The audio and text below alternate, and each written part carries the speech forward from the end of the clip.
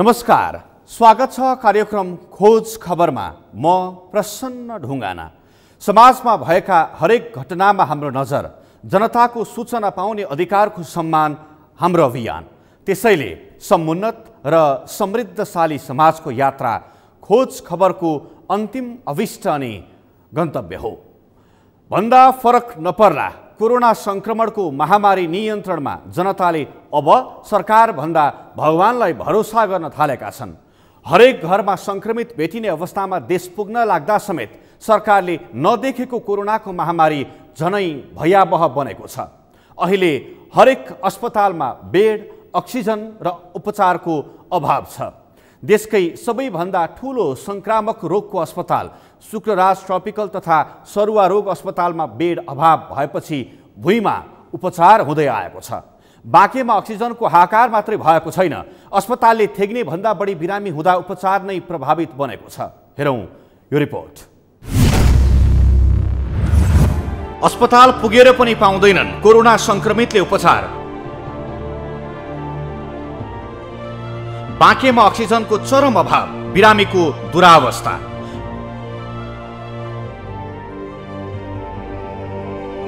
काठमाडौँका अस्पताल भरिएपछि भुइँमै संक्रमितको उपचार।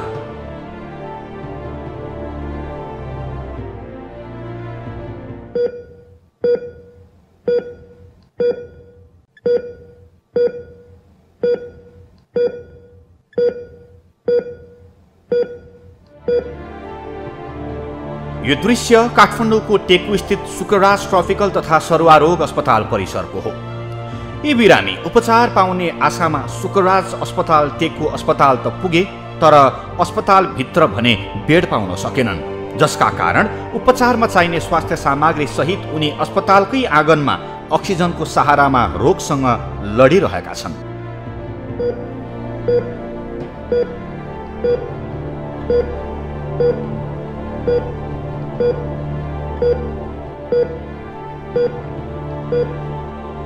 बेड अभाव भएपछि शुक्रराज ट्रपिकल तथा सरुवा रोग अस्पतालमा पुग्ने हरेक कोरोना संक्रमित यसरी नै अस्पतालको आँगनमा भुइँमै उपचार गराउन बाध्य छन्। यो दृश्य शुक्रराज अस्पतालको इमर्जेन्सी वार्ड बाहिरको हो, जहाँ कोरोनाका संक्रमित उपचार पाउने आशामा पुगेर पनि अस्पतालमा बेड नभएपछि बाहिरैबाट उपचार गराउन बाध्य छन्। तर विडम्बना, अब त्यही बाहिरको पनि ठाउँ छैन।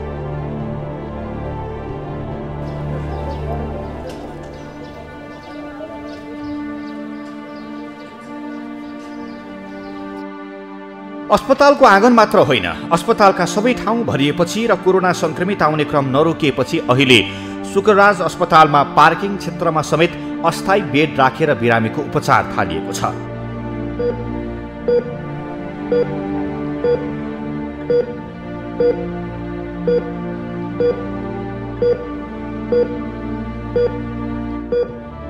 आकस्मिक कक्ष बाहिर छरिएर बसेका बिरामीहरू सबैले अक्सिजन लिइरहेका छन्। कतिपय बिरामी त छत बिनाको खुल्ला स्थानमा बस्न बाध्य भएका छन्। दिउँसोको घाम र रातको शीत खेपिरै भए पनि उनीहरू कोरोनाको उपचार गराउन बाध्य भएका छन्। कोरोना संक्रमणको दर दिन प्रतिदिन बढेसँगै गम्भीर बिरामीको संख्या पनि थपिँदै जाँदा र बेड अभाव भएपछि आकस्मिक कक्ष बाहिर भुइँमा नै बिरामीको उपचार हुँदै आएको छ। चिकित्सकहरू भएपछि आकस्मिक कक्ष बाहिर भुइँमा नै बिरामीको उपचार पनि हुँदै आएको छ। चिकित्सकहरू त्यही आएर बिरामीको स्वास्थ्य जाँच गर्दछन्। यता बाँकेमा पनि कोरोनाका बिरामी उपचार गर्ने कोभिड वार्ड मात्र होइन, अस्पतालका सबै शैय्या समेत भरिएका छन्, जसका कारण त्रिपाल टाँगेर उपचार गर्न पर्ने अवस्था छ। बाँकेमा कोरोनाका संक्रमित वात्तै बढेसँगै बेड खोजी गर्नेको भिड छ। कोही एक हप्तादेखि बेडको पर्खाइमा छन् भने कोही अक्सिजनको खोजीमा, तर अस्पतालमा भने न त बेड पाइन्छ न त अक्सिजन नै। नेपालगञ्ज मेडिकल कलेजले वैशाख 20मै सञ्चालन गर्ने भनेको 300 बेड क्षमताको कोभिड वार्ड पनि अक्सिजन अभावकै कारण सञ्चालन हुन सकेको छैन। भेरी अस्पताल नेपालगञ्जमा पनि क्षमताभन्दा दोब्बर बिरामीलाई अक्सिजन दिन पर्दा समस्या उत्पन्न भएको छ। 142 बेड क्षमताको कोरोना वार्डमा 250 भन्दा बढी बिरामी राखेर अक्सिजन सहित उपचार गर्न पर्ने भएपछि अक्सिजन ट्रान्सपोर्ट सिस्टमले नधान्ने अवस्था आएको भेरी अस्पतालले जनाएको छ। अहिले हाम्रो समस्या के हो भने हाम्रा चाहिँ यो 140-42 लाख एडिकेटेड हो। आज हामीले 250 जना राख्दाखेरि चाहिँ त्यो अक्सिजनको जुन सिस्टम हो त्यसले धान्दैन। अक्सिजन अभाव भन्दा नि त्यो अक्सिजन ट्रान्सपोर्ट सिस्टमले धान्दैन के छ। यता नेपालगञ्जमा अक्सिजन उत्पादन गर्दै आएको देशकै ठूलो मानिने HO अक्सिजन उद्योगले दैनिक 500 सिलिन्डर भेरी अस्पतालमा, 250 सिलिन्डर मेडिकल कलेजमा, दाङमा 230, सुर्खेतमा 100 र बाँकेमा विभिन्न होम आइसोलेसनमा 100 सिलिन्डर अक्सिजन आपूर्ति गर्दै आएको छ। दैनिक 1000 सिलिन्डर उत्पादन क्षमता भए पनि उत्पादनको तुलनामा दैनिक रूपमा माग बढी हुन थालेकोले यसपछिका दिनमा समस्या हुन सक्ने उद्योगले जनाएको छ। पर डे 230 सिलिन्डर, सुर्खेतमा 100 सिलिन्डर दिइरहेका छौँ र जुन हाम्रा यो लोकल स्थानीय तहमा जुन आइसोलेसनहरू छन् नगरपालिका गाउँपालिकामा त्यसले नियमित हामीले दिइरहेका छौँ। त्यसले गर्दा हेर्दाखेरि जुन हाम्रो HOको जुन उत्पादन छ आजसम्मको लागि उत्पादन अनुसार नै 100% खपत भइरहेको छ। अब भोलिको दिनमा डिमान्ड बढेपछि समस्या आउन सक्छ। अक्सिजन आपूर्तिमा समस्या हुन थालेपछि नेपालगञ्जको भेरी अस्पतालले लिक्विड अक्सिजन ट्याङ्क खरिद गरेको छ। तर भारतबाट लिक्विड अक्सिजन आइ नपुगेकाले ट्याङ्क ठड्याउने काम समेत हुन नसकेको जनाउँदै लिक्विड अक्सिजन आपूर्ति भए निकै सहज हुने भेरी अस्पतालले जनाएको छ। अहिले दिनमै 200-400 सिलिन्डर अक्सिजन छ नि, त्यो चाहिँ हामीलाई चाहिँ रिजर्भ बस्न सक्छ क्यापासिटी। अक्सिजनको अभाव चाहिँ चाँडै हुन्छ। त्यो पनि रिन्यू त होइन, त्यो चाहिँ त्यही फ्याक्ट्री त होइन, एउटा हुन्छ अक्सिजन प्लान्ट जसले चाहिँ आफै बनाउँछ, त्यो चाहिँ रिन्यू भइरहेको छ। त्यो पनि भर्ने हो, खाली हुने हो, तर क्यापासिटी बढी भयो हुनाले फेरि यसमा समस्या के छ भने अहिले इन्डियामै समस्या हुनाले चाहिँ ट्रान्सपोर्टमा समस्या।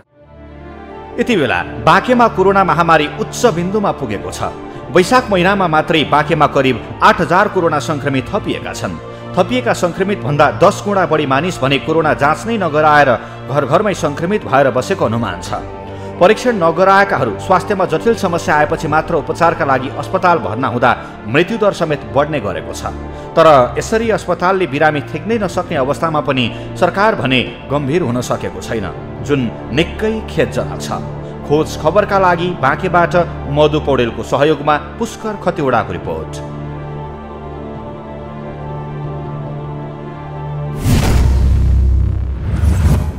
हो, नेपालमा कोरोना महामारी नियन्त्रण बाहिर पुगिसक्दा पनि सरकार भने नागरिकको उपचारमा भन्दा केवल तथ्याङ्क सार्वजनिक र राजनैतिक हेराफेरीमा चासो दिँदै आएको छ। कोरोना नियन्त्रणमा यो बेला गर्न सकिने काममा सरकारले चासो नदिएको मात्र होइन, उल्टै संक्रमण फैलिनुमा नागरिक जिम्मेवार रहेको भन्दै दोष थुपार्दै आएको छ, जसका कारण कोरोना संक्रमणको दर दिन प्रतिदिन बढेसँगै गम्भीर बिरामीको संख्या र मृतकको संख्या पनि थपिँदै गएको छ। त्यसैले सरकारको चासो अब जनताको उपचारमा जाला त यो आम जनताको प्रश्न बनेको छ। कार्यक्रममा एकैछिन ब्रेकपछि अलपत्र परेको प्रादेशिक अन्तर्राष्ट्रिय क्रिकेट रङ्गशालाको काम सम्बन्धी प्रसङ्ग लिएर उपस्थित हुनेछौँ, हेर्दै गर्नुहोला।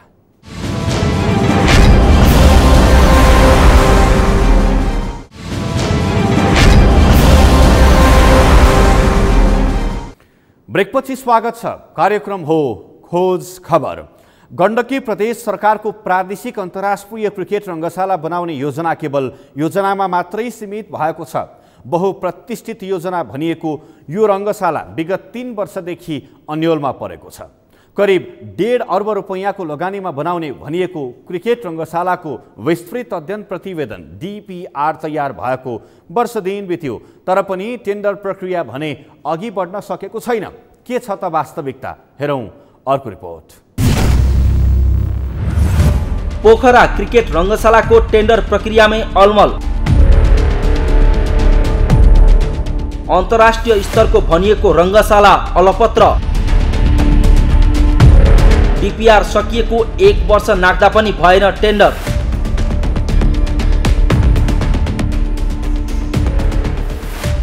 गण्डकी प्रदेश सरकारको प्रादेशिक अन्तर्राष्ट्रिय क्रिकेट रङ्गशाला बनाउने बहुप्रतिष्ठित आयोजना विगत 3 वर्षदेखि अन्योलमा छ।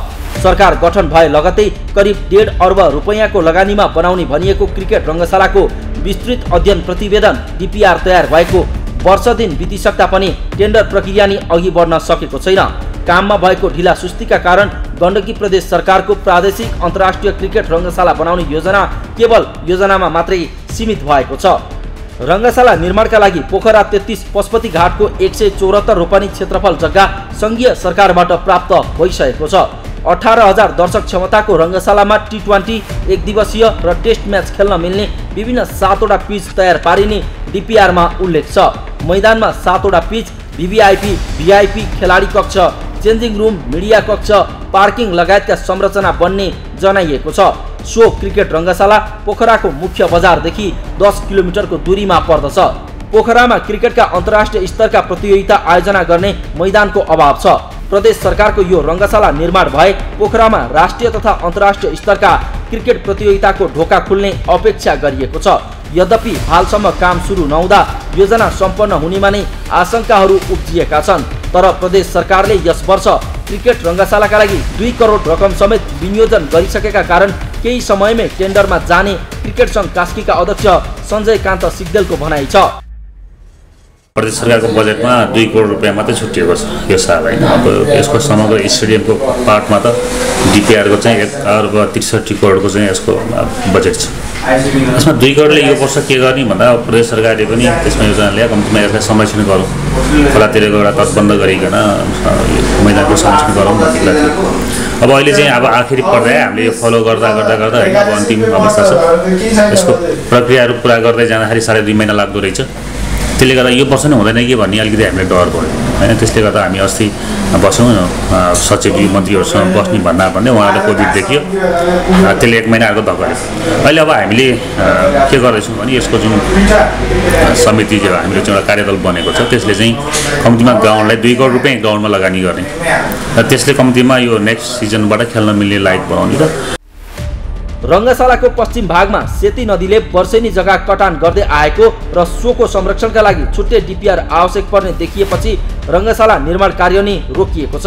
आर्थिक वर्ष सकिन 3 महिना मात्रै बाँकी रहँदा सरकारले रङ्गशाला निर्माण शहरी विकास तथा भवन शाखा मार्फत बनाउन अर्थ मन्त्रालयलाई सहमतिका लागि पहल भइरहेको गण्डकी प्रदेश सामाजिक विकास मन्त्रालयको खेलकुद विभागले जनाएको छ। यो DPR त धेरै छ, तर अहिले हामीले त्यो 2 करोडको काम गर्नको लागि हाम्रो सामाजिक विकास मन्त्रालय अन्तर्गत काम गर्नको लागि डाइरेक्ट त्यस्तो खालको संरचना अहिले हामीसँग नभएको हुँदा हामीले यो शहरी विकास तथा भवन शाखा जुन प्रदेश सरकार अन्तर्गत छ त्यो कार्यालय मार्फत गराउने भनेर हामीले त्यसको लागि अर्थ मन्त्रालयमा त्यो उसको लागि सहमतिको लागि हामीले अगाडि बढाएका छौँ। अब अर्थ मन्त्रालयबाट त्यो प्राप्त भइसकेपछि हामी सम्बन्धित कार्यालय मार्फत त्यो निर्माण कार्य अगाडि बढाउँछौँ। यसरी रङ्गशाला निर्माणको कार्य रोकिरहँदा सरकारले भने गत वर्ष तयार गरेको रङ्गशालाको DPR-मा नदी कटानको क्षेत्रको संरक्षण कसरी गर्ने भन्ने निर्केल नहुँदा रङ्गशाला निर्माण कार्य अघि बढ्न नसकेको बताएको छ। तसर्थ रङ्गशाला निर्माणको काममा देखा परेका समस्या र अवरोधलाई पन्छाउँदै तुरुन्त निर्माण कार्य आरम्भ गर्न आवश्यक छ। ब्युरो रिपोर्ट, खोज खबर। हो, गण्डकी प्रदेश सरकारको प्रादेशिक अन्तर्राष्ट्रिय क्रिकेट रङ्गशाला बनाउने बहुप्रतिष्ठित योजना विगत 3 वर्षदेखि अन्यलमा छ। यसको निर्माणका लागि सरकारवालाले चासो समेत देखाएका छैनन्। अब भने रङ्गशाला निर्माणका काममा देखा परेका समस्या र अवरोधहरूलाई तत्काल समाधान गर्दै निर्माण अघि बढाउन आवश्यक छ।